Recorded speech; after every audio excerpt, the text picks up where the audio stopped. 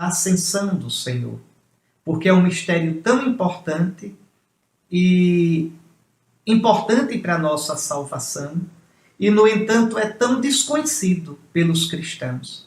Nós dizemos no credo que creio em Jesus Cristo, ressuscitou ao terceiro dia, subiu aos céus, com S, e está sentado à direita de Deus Pai Todo-Poderoso, donde há de vir a julgar os vivos e os mortos. O credo mais comprido, aquele niceno-constantinopolitano, diz: e o seu reino não terá fim. O que isso significa? Qual a importância disso para a nossa salvação? A primeira questão seria a gente perguntar: quando Jesus sobe aos céus? E que céus são estes? Deixe-me recordar um pouquinho para você o que significa a ressurreição. Veja, a ressurreição ela é um evento trinitário. É o Pai quem ressuscita o Filho, o homem Jesus, o Filho eterno feito homem, feito corpo humano e alma humana, derramando sobre a humanidade de Jesus a plenitude do Espírito. Então, a natureza humana de Jesus, corpo e alma, é pneumatificada, é espirituada. Me permita não dizer espiritualizada, que é para vocês não pensarem que se tornou imaterial. Não, é matéria, mas é matéria transfigurada pelo Espírito de Deus. É uma matéria como nós não conhecemos, não podemos imaginar, porque é matéria transformada agora em matéria do mundo que há de vir. O que os olhos não viram, o que os ouvidos não ouviram, o que o coração humano sequer imaginou. Eis aqui. Então, tanto que São Paulo vai dizer que ainda que tenhamos conhecido Jesus segundo a carne, como ele vivia entre nós, agora nós já não o conhecemos assim. Isso é tão verdade que quando os apóstolos veem Jesus ressuscitado, o chamam de Senhor.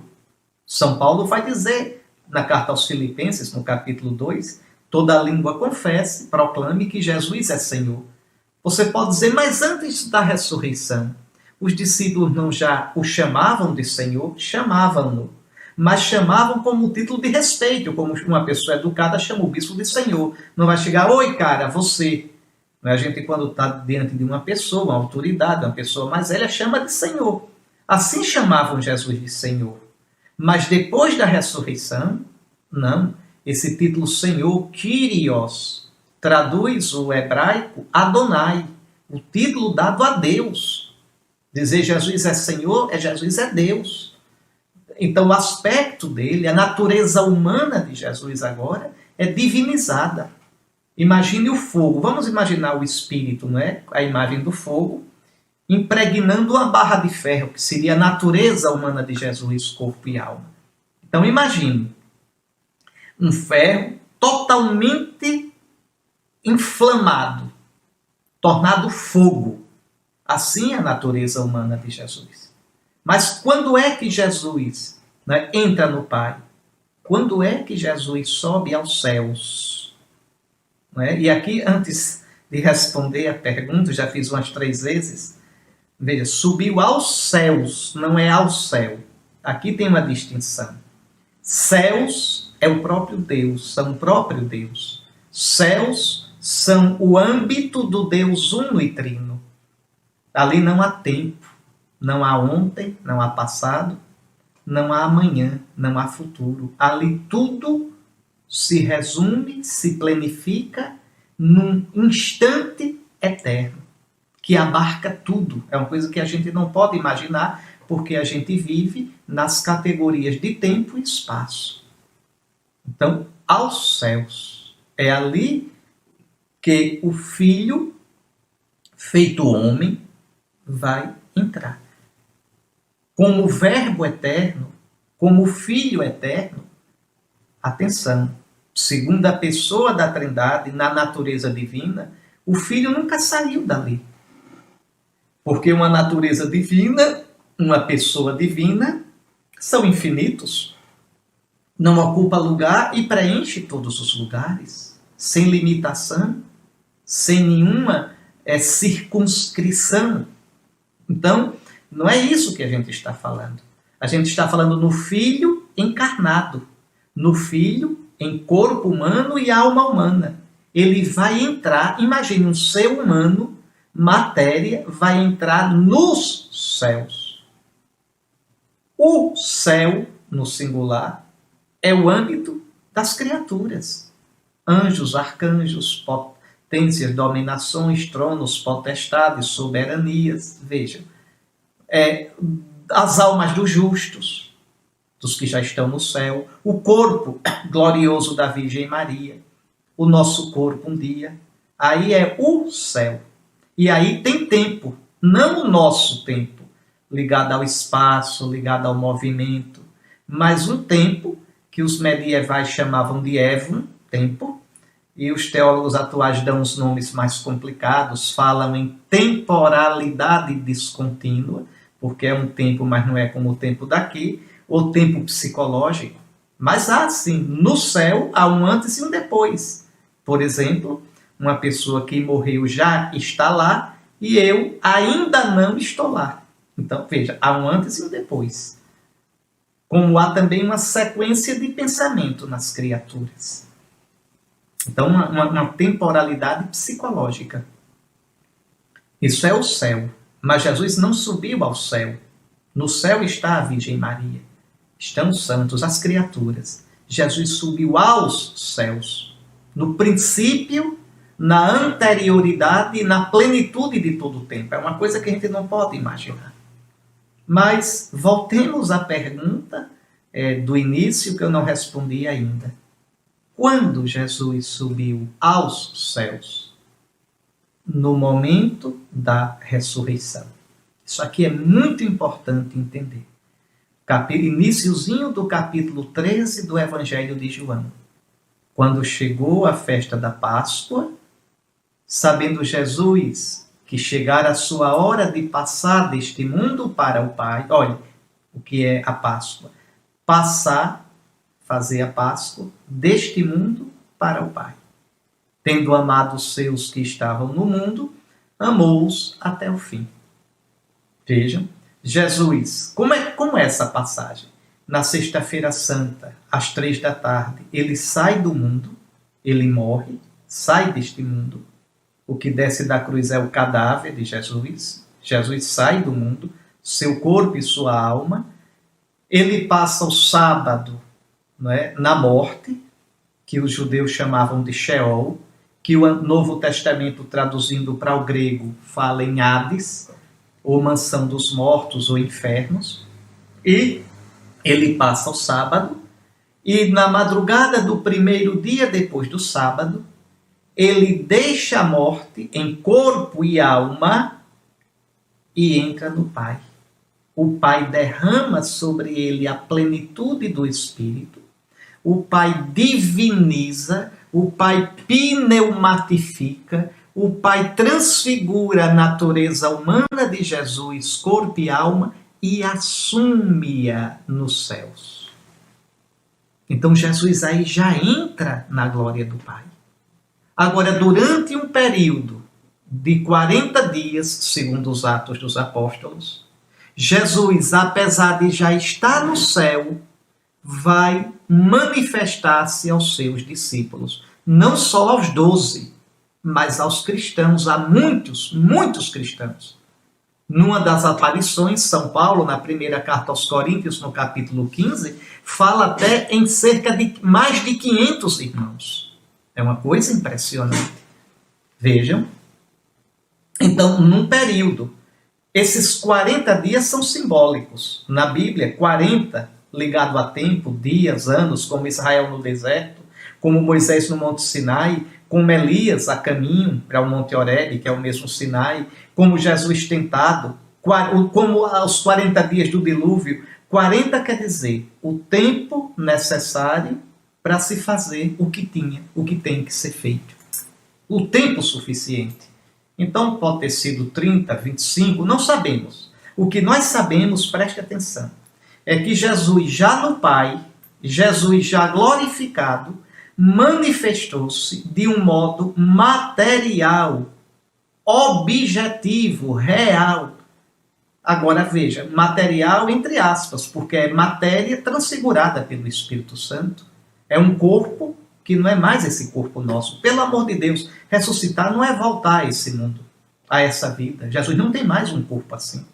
Jesus tem um corpo agora, olha, é um negócio impressionante. A gente não pode imaginar. São Paulo diz, na carta aos Colossenses, capítulo 2, versículo 19, que nele, em Jesus ressuscitado, habita corporalmente a plenitude da divindade. Quem diviniza é o Espírito Santo. Quem divinizou o corpo e a alma humanas de Jesus foi o Espírito Santo.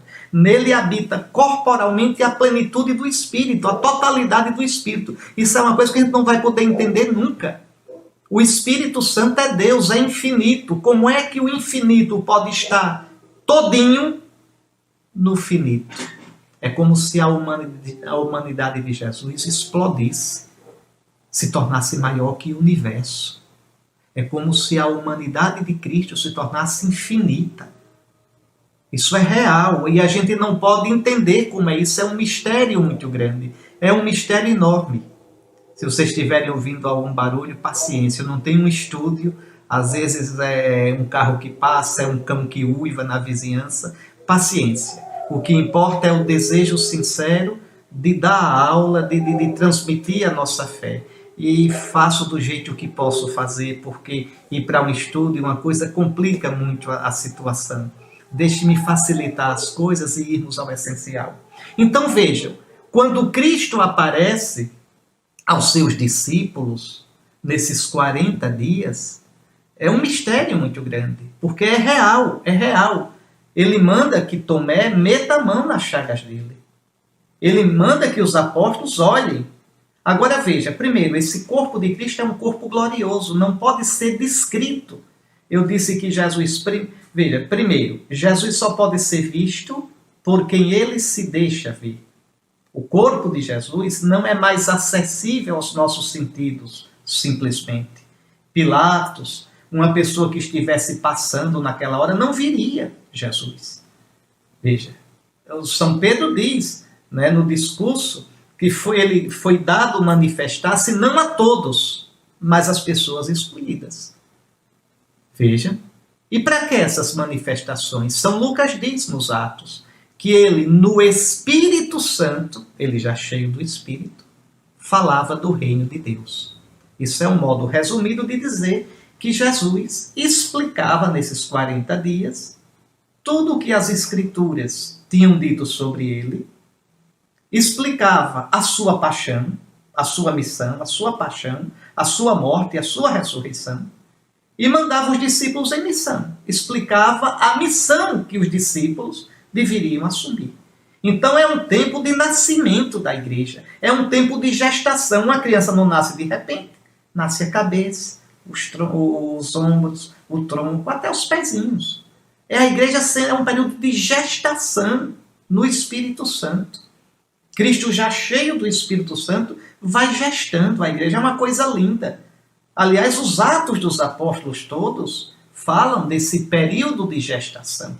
Então, Cristo primeiro aparecia, fazia-se, dava-se a conhecer. São Lucas diz, São Marcos diz que ele apareceu aos dois na estrada de Emaús com outra aparência. Está lá no capítulo 16 de Marcos. São Lucas diz no capítulo 24 que Jesus, conversando com os discípulos antes da ascensão, dizia: era isto que eu queria dizer quando estava convosco. Talvez você esteja pensando, mas a Madalena, quando quis abraçá-lo, ele não disse: não me retenhas porque ainda não subi para o Pai? Aqui é preciso entender. Não subi no sentido de não aparecer mais. Apesar de não ter ainda, não é, desaparecido, entre aspas, não me retenhas. Né? Aí volta a frase de São Paulo. Ainda que tenhamos conhecido Jesus segundo a carne, agora já não o conhecemos assim. É uma relação nova com ele. Ele agora se manifesta como Senhor, Adonai. Não pode mais ser abarcado por nós. Não pode mais ser abarcado por nada neste mundo.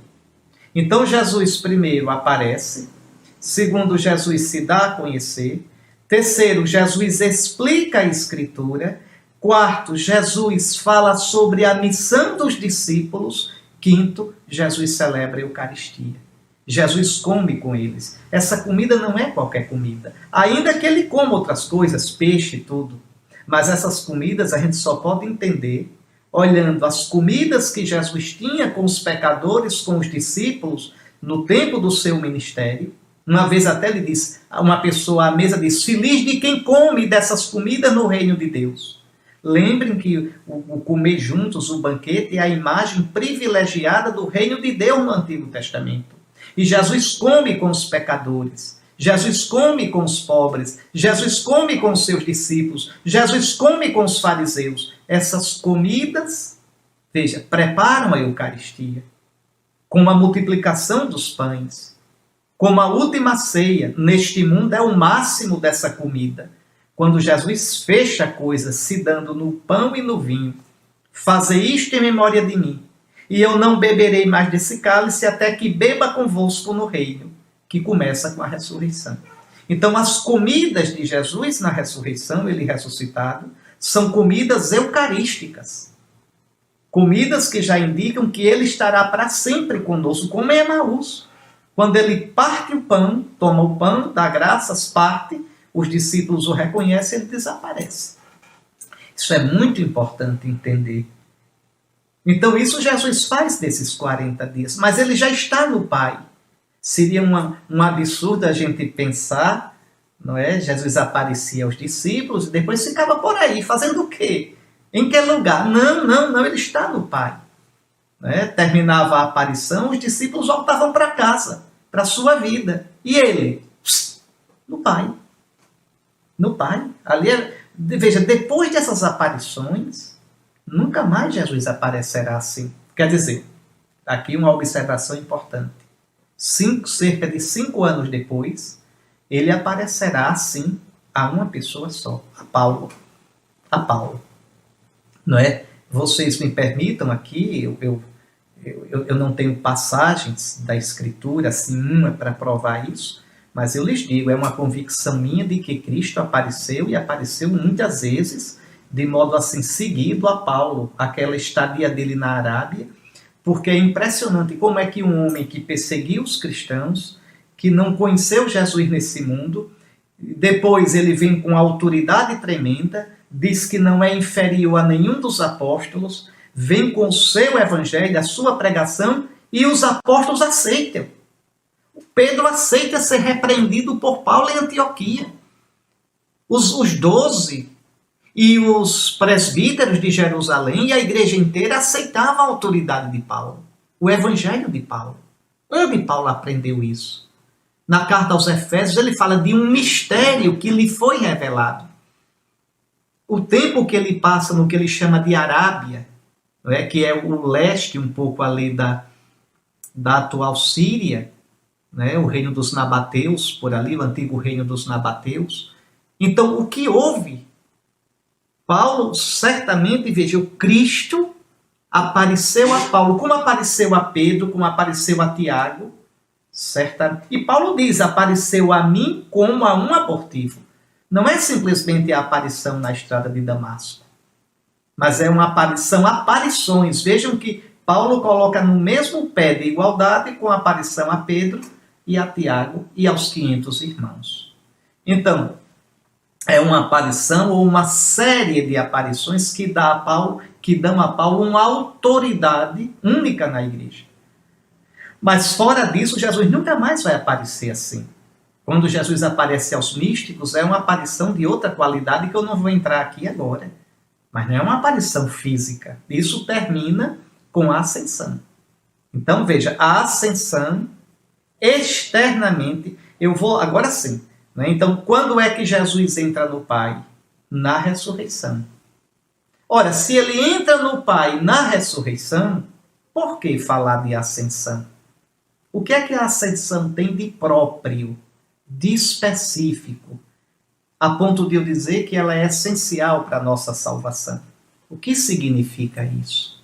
Então, primeiramente, vejam, deixa eu dividir esta ascensão num aspecto externo e num aspecto interno, interior, que é o mais importante. Externamente, a ascensão marca o fim dessas aparições. Tá certo? Ela marca o fim. Jesus é elevado aos céus. São Lucas dramatiza bem nos Atos dos Apóstolos. Ele conta 2 vezes a ascensão, uma de modo muito simples, no Evangelho, e diz que foi no dia mesmo da ressurreição, e o mesmo Lucas, nos Atos dos Apóstolos, diz que foi 40 dias depois. Para vocês verem que esse número 40 é bem simbólico, que a gente não pode tomá-lo ao pé da letra simplesmente de modo cronológico. Isso não é importante. Querem ver ainda como a coisa é mais complicada? São Lucas diz que foi em Jerusalém, São Mateus diz que foi na Galileia. Ele vos precede na Galileia, levou-os a um alto monte, São Lucas diz, Monte das Oliveiras, subiu ao céu, e Mateus no monte, provavelmente, talvez, o Monte das Bem-aventuranças, talvez, na Galileia. Toda autoridade, toda exousia me foi dada no céu e na terra, despede-se dos discípulos e sobe. Aqui, interessante, subir. Subir não é no sentido espacial. O céu não é em cima, o céu não é embaixo. O céu não é neste mundo. Não é? Então, subir quer dizer que Jesus foi elevado a uma vida plena, superior a esta. Uma nuvem o ocultou. A nuvem na Sagrada Escritura simboliza o quê? O Espírito Santo, a Shekinah. Ou seja, Cristo agora, como homem, o homem Jesus está no âmbito de Deus. Está numa vida divina. Essa é a segunda coisa. Escondeu-se aos olhos dos discípulos. Sim, não pode mais ser capturado pelos olhos humanos. Desde a ressurreição.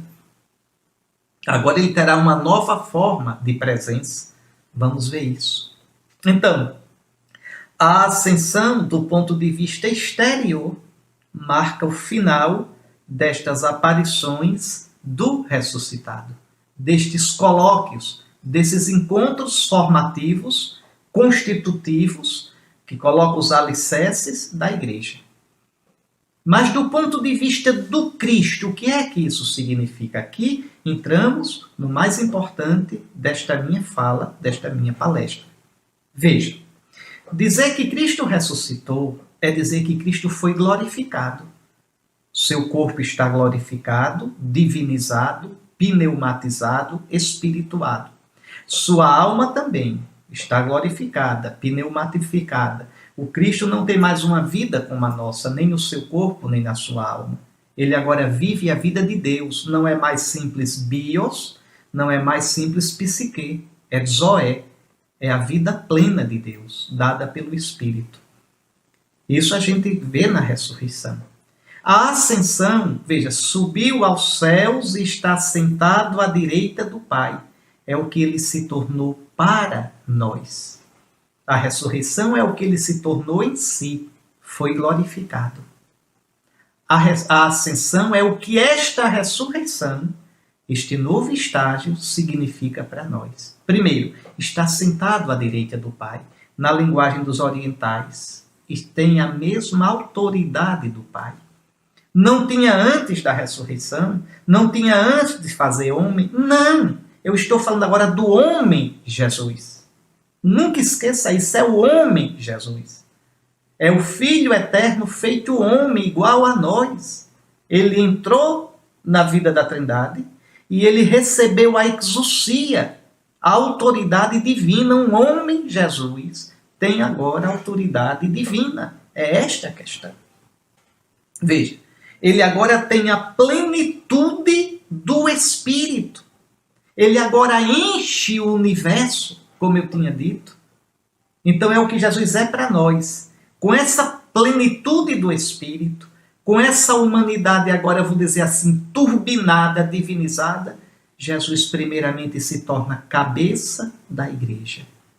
Na sua ressurreição, ascensão, na sua ressurreição glorificado, ele se torna para nós, primeiro, cabeça da igreja. dessa cabeça, que é cheia de vida do Espírito Santo, ele no céu, ele enche o seu corpo com esse Espírito Santo.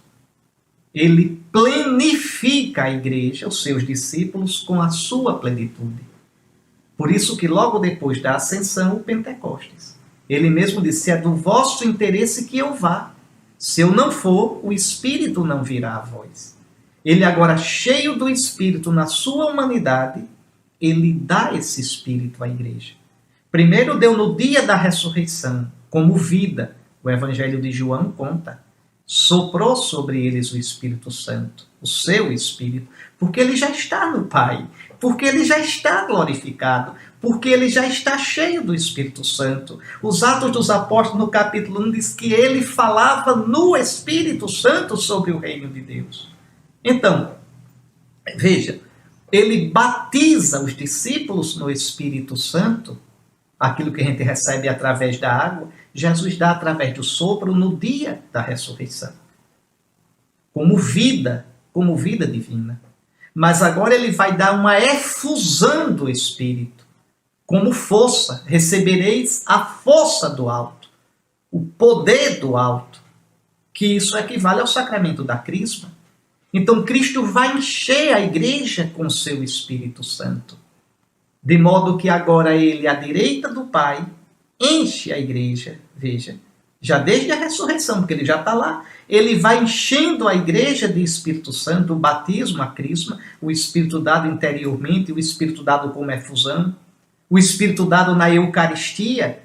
Veja como é bonito. Os 7 sacramentos dão o Espírito Santo, em cada sacramento o efeito é diferente. O Espírito septiforme tem a forma dos sacramentos. 7 quer dizer variedade e plenitude nessa variedade.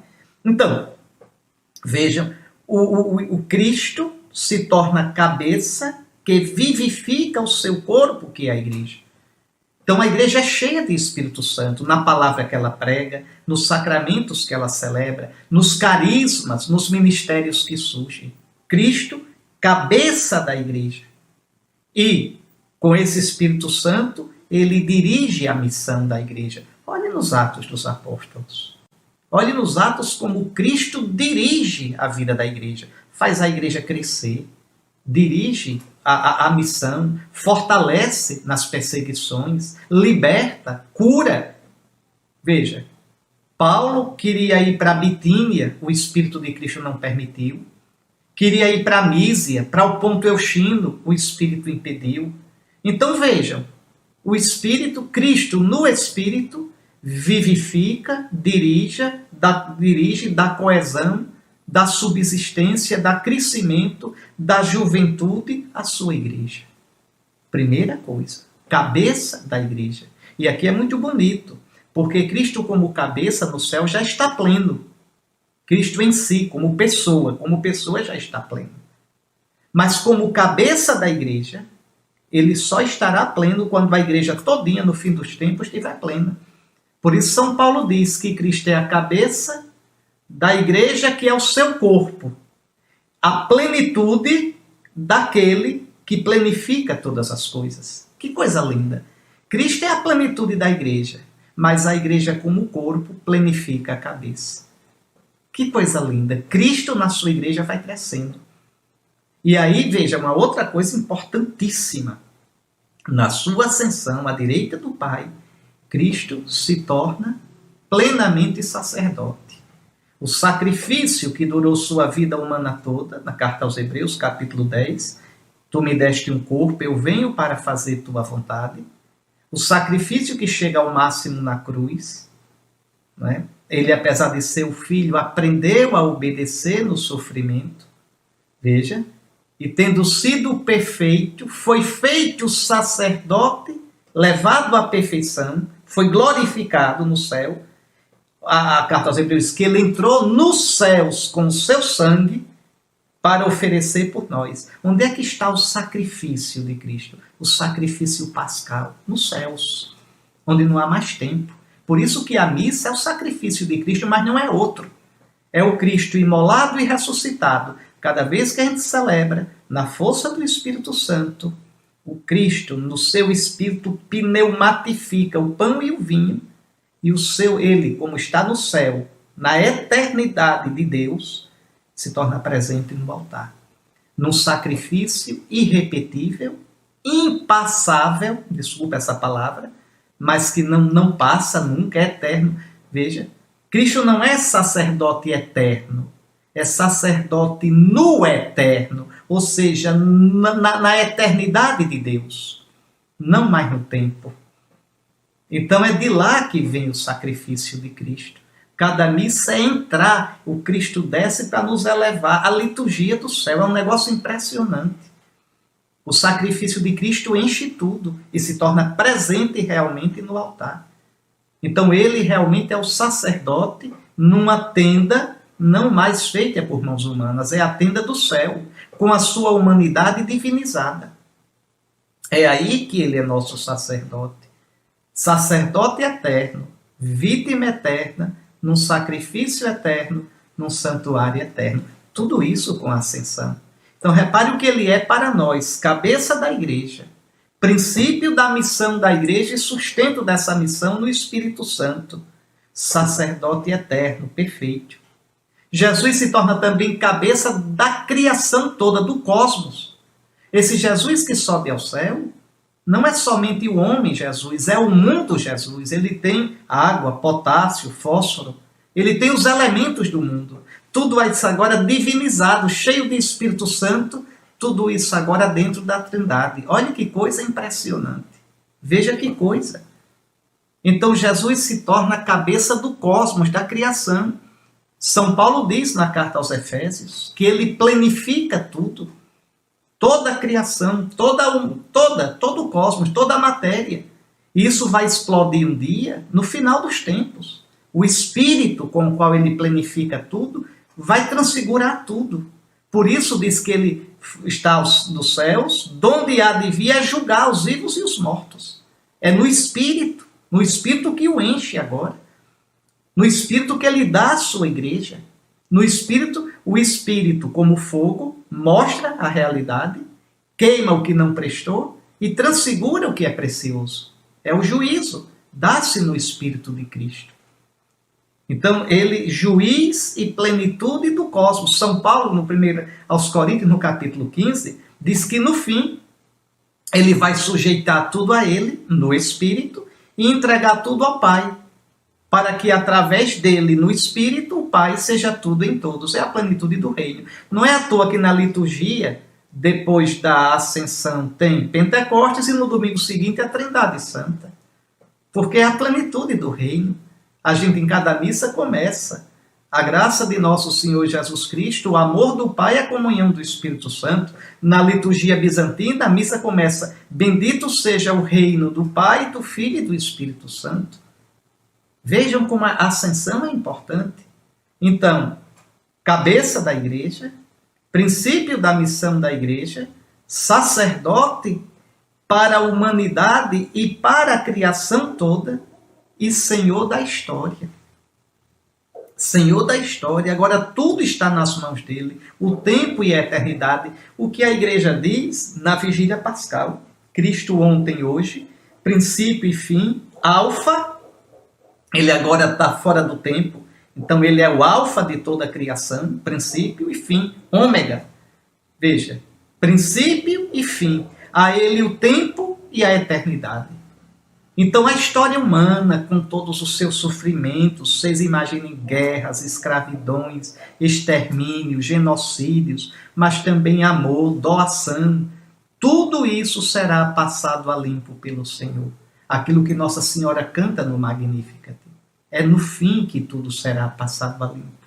É no final de tudo. Mas tudo está nas mãos do Senhor. Cristo é como um catalisador, como um grande aspirador que atrai a si o cosmos, o mundo. O mundo tem futuro, o mundo teve um princípio e terá um fim. Uma plenitude no fogo do Espírito, como diz a segunda carta de Pedro.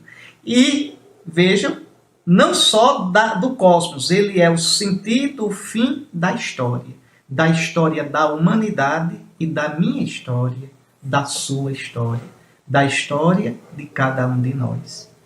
Por isso a gente vive na esperança, que não decepciona. Por isso as nossas opções, as nossas decisões, todas elas têm importância. E é assim que Cristo, além de ser tudo isso, é juiz da história e de cada um de nós. É Ele o critério. É Ele, veja, apartai-vos de mim, malditos. Vinde, benditos, vinde a mim. É nele, agora Senhor de tudo, que tudo será julgado. Tudo. O seu julgamento é de salvação. É para salvar. Mas aqueles que se fecharam para isso, o Senhor respeita a liberdade, eles ficarão fora. Então, a ascensão é tudo isso. É tudo isso. Por isso é tão bonita a oração da igreja na missa da ascensão. Ó Deus, a ascensão do vosso Filho já é a nossa vitória. Porque membros do seu corpo, agora a igreja, nós esperamos a plenitude da glória. Esperamos participar como membros do corpo, e o corpo todo que é a igreja, daquilo que a gente já tem agora, desde o batismo, e já alimenta na Eucaristia. Meus queridos irmãos, era isso que eu queria partilhar com vocês. É uma meditação, é uma partilha da nossa fé. Então, que a luz da ascensão ilumine a nossa vida.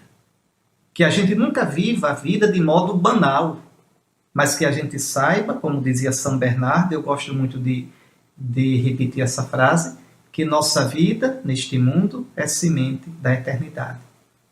E que nós, como membros de Cristo, caminhamos para onde está a cabeça. Muito obrigado por sua atenção. Que nosso Senhor abençoe você e que os dias da nossa vida sejam vividos na luz do ressuscitado. Amém.